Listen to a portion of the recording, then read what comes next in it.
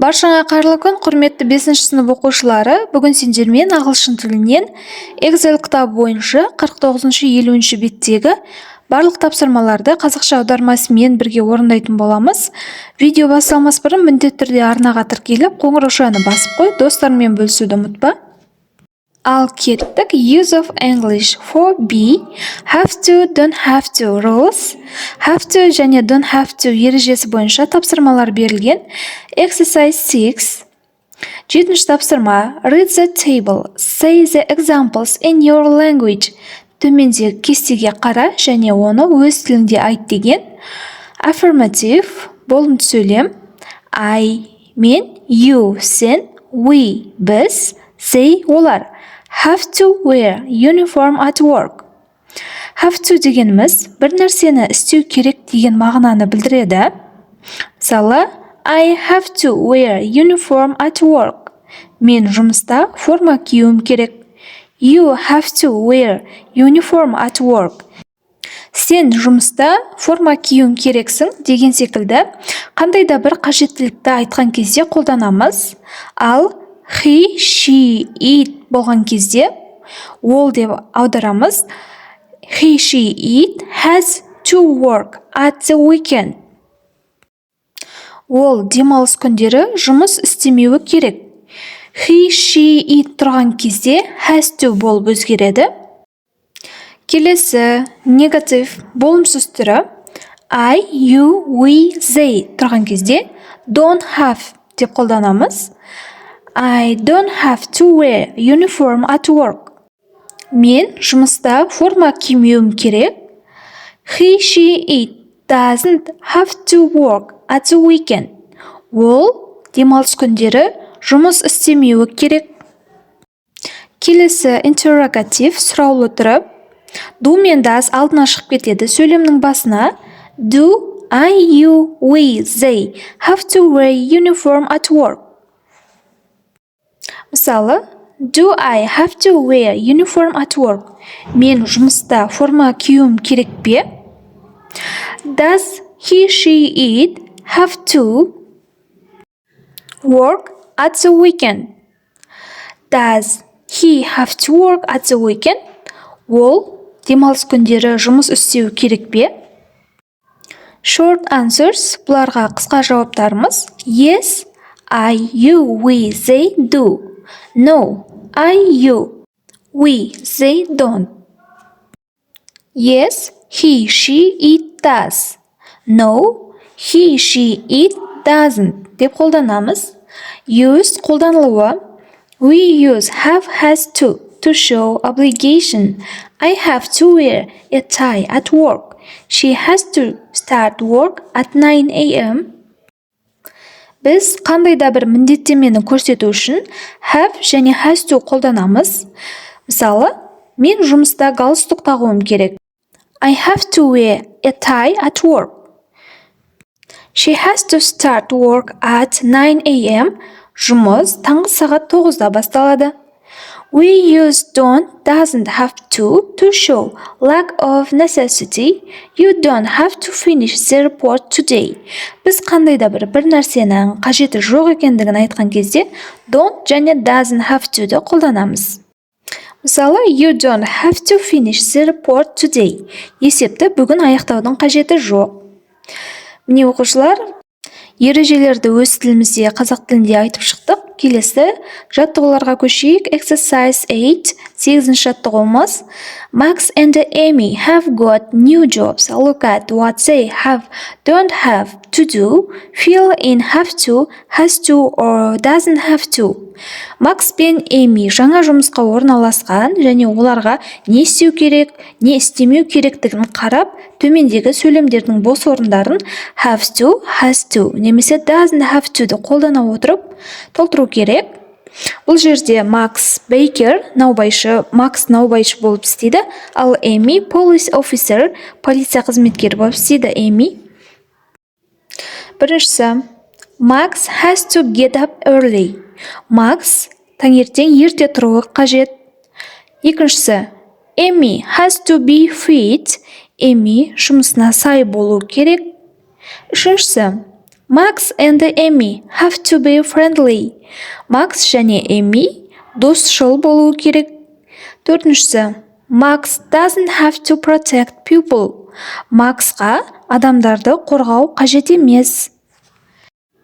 Келесі, Amy doesn't have to be creative. Эмиға шығармашыл болудың қажеті жоқ. Келесі, Max and Amy have to work long hours. Макс және Эми жұмыста көп сағат жұмыста болуы қажет. Міне оқушылар, жоғарыда кестеде берілген сөздерге қарай 8-ші жаттығуды дұрыс орындап шықтық. Келесі бізде 9-ші жаттығуымыз Exercise 9. Complete the exchanges as in the example. Does she have to start at 9 a.m.? Төмендегі сөйлемдерді дәл осы мысалдағыдай етіп жазып шығуларың керек. Does she have to start at 9 a.m.? Ол сағат 9-да бастайды ма? Yes, she does. Келесі екіншісі Do they have to work on Saturdays? Оларға сенбі күні жұмыс жасау қажет пе? No, they don't. Жоқ, қажет емес. Үшіншісі Do you have to speak English at work? Саған жұмыста ағылшын тілінде сөйлеу қажет пе? Yes, I do. Иә, қажет. Төртіншісі Does he have to work shifts? Ол ауысымда жұмыс жасауы қажет пе? No, she doesn't. Жоқ, he works from 9 to 5. Ол 9-дан 5-ке дейін жұмыс жасайды. Келесі бесіншісі Do we have to clean the office? Біз офисті тазалауымыз қажет пе? No, we don't. Жоқ, қажет емес. Міне бұл 9-ші жаттығудың дұрыс жауаптары оқушылар. Келесі бізде 10-ші жаттығуымыз Exercise 10. Read the list of rules for a pizza delivery boy and then write what Mark has to do or he doesn't have to do. Пицца жеткізуші жігіттің ережелерінің тізімі берілген және пицца жеткізуші Марктың нені істеу керек және нені істемеу керектігін жазу керек. Has to do, doesn't have to do қолдана отырып. Біріншісі, Mark has to be on time for work. Марк жұмыста уақытылы болуы қажет. Екіншісі, Mark has to have his own transport. Марктың өзінің жеке транспорты болуы қажет. Үшіншісі, Mark has to be polite. Марк сыпайы болуы қажет. Төртіншісі, Mark doesn't have to wear a suit and a tie. Марк костюм және галстук тағудың қажеті жоқ. Mark doesn't have to work from 9 to 5. Марк жұмыста сағат 9-дан 5-ке дейін болуы қажет емес. Міне оқушылар, бұл 10-ші жаттығудың толық дұрыс жауаптары. Келесі біз 50-ші бетке көшеміз. Skill 4C. Reading Exercise 1. Look at the picture. Who is the man in the pictures? What is he famous for? Төмендегі текстегі суреттерге қара және олар кім және не үшін әйгілі екенін айт дейді. Бірінші жаттығуымызға жауабымыз It's David Beckham and his look alike Andy Hammer. Бұл Дэвид Бекхам, футболшы және оның ұқсасы Энди Хармер. Келесі бізде Exercise 2 екінші жаттығуымыз. Read the title of the text and the first and the last sentence in each paragraph. What is the text about? Listen, read and check. Мәтіннің тақырыбына қара және әр параграфтың бірінші және соңғы сөйлемдеріне қара және де бұл текст не туралы тыңдалымды тыңдап оқисыңдар. Мен текстті оқып және аударып берейін. A professional look alike. Кәсіби ұқсастық. Imagine you see an excited crowd of people in a new sports shop. There is someone inside the shop. It's David Beckham. You run to get his autograph, but you can't. That is because it isn't the real David Beckham. It's a professional look-alike. Сіз жаңа спорт дүкенінің сыртында толқып тұрған адамдарды көрдіңіз деп елестетіңіз. Дүкеннің ішінде біреу бар. Бұл Дэвид Бекхэм. Сіз оның қолтаңбасын алуға жүгіресіз, бірақ ала алмайсыз. Себебі бұл нағыз Дэвид Бекхэм емес, бұл кәсіби тұлғаға ұқсастық. Professional look-alikes are people who look like famous stars. They make a living from appearing at parties, events, and sometimes in advertisements. Andy Harmer is David Beckham's best look-alike. He doubles for David Beckham on TV, commercials, and films. He can also play football well, and he makes appearances with the real David. He looks so much like the famous footballer that he is a success wherever he goes. But he doesn't just look like Beckham. His voice is similar to David's too. Кәсіби ұқсастықтар әйгілі жұлдыздарға ұқсайтын адамдар, олар кештерде, іс-шараларда, кейде жарнамаларда көріну арқылы күн көреді. Эми Хармер Дэвид Бекхамға ең қатты ұқсайтын адам.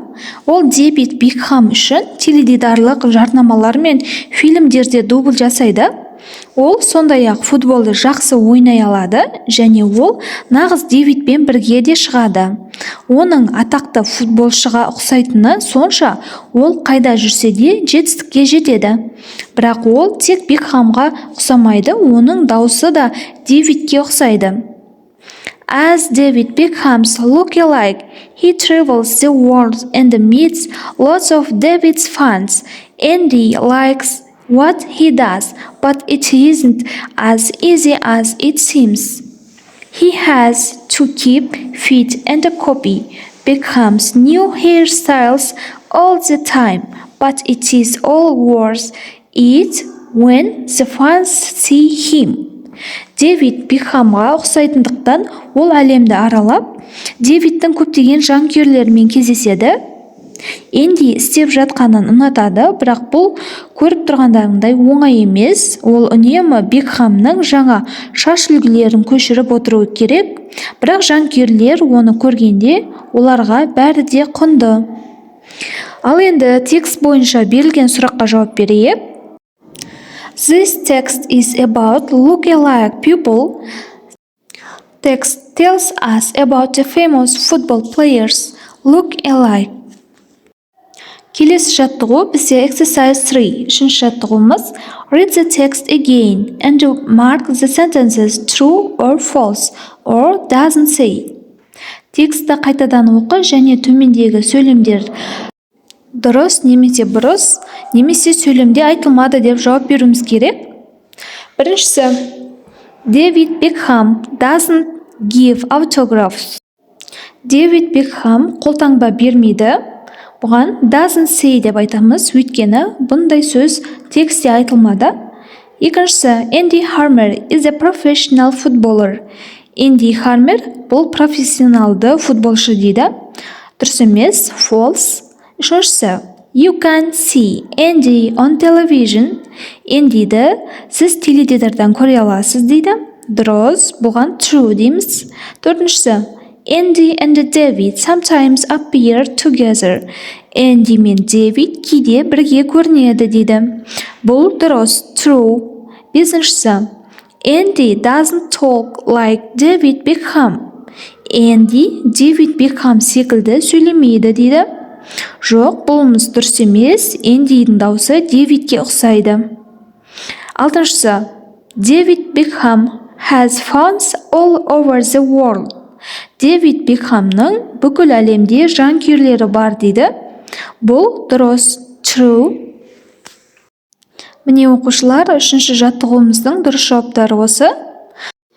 Бүгін сендермен 49 және 50 беттегі барлық тапсырмаларды дұрыс орындап шықтық.